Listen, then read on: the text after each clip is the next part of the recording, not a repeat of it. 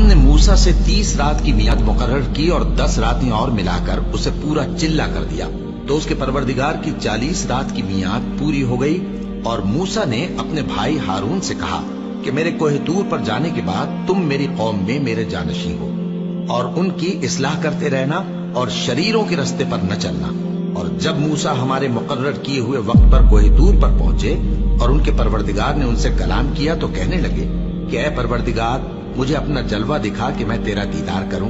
फरमाया कि तुम मुझे हरगिज न देख सकोगे, हाँ पहाड़ की तरफ देखते रहो, अगर ये अपनी जगह पर कायम रहा तो तुम मुझको देख सकोगे। फिर जब उनके परवरदिगार ने पहाड़ पर तजल्ली की तो उसको रेजा रेजा कर दिया और मूसा बेहोश होकर गिर पड़े। फिर जब होश में आए तो कहने लगे कि तेरी जात पाक है और मैं तेरे हुजूर में तौबा करता हूँ और जो ईमान लाने वाले हैं उनमें सबसे अव्वल हूँ। फरमाया, ए मूसा, मैंने तुमको अपने पैगाम और अपने कलाम से नवाजकर लोगों से मुमताज किया है, तो जो मैंने तुमको अता किया है उसे थामे रखो और मेरा शुक्र बजा लाओ। और हमने तौरात की तख्तियों में उनके लिए हर किस्म की नसीहत और हर चीज की तफसील लिख दी। फिर इरशाद फरमाया कि उसे मजबूती से थामे रहो और अपनी कौम से भी कह दो कि इन बातों पर बहुत अच्छी तरह अमल करें। मैं अनकरीब तुमको नाफरमान लोगों का घर दिखाऊंगा। जो लोग जमीन में नाहक तकब्बुर करती हैं उनको अपनी आयतों से फेर दूंगा।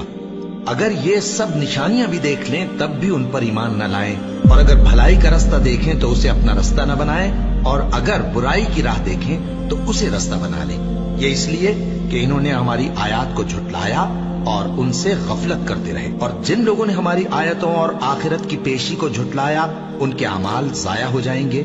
ये जैसे अमल करते हैं वैसा ही इनको बदला मिलेगा। और मूसा के बाद उनकी कौम ने अपने जेवर से एक बछड़ा बना लिया। वो एक जिस्म था जिसमें से बैल की आवाज निकलती थी।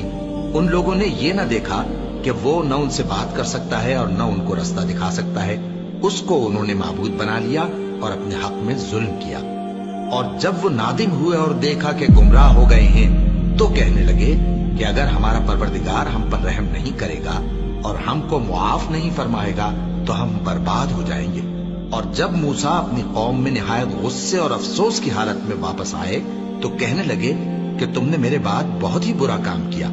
क्या तुमने अपने परवरदिगार का हुक्म जल्द चाहा? ये कहा और शिद्दत गजब से तौरात की तख्तियां डाल दी और अपने भाई का सर पकड़कर अपनी तरफ खींचने लगे।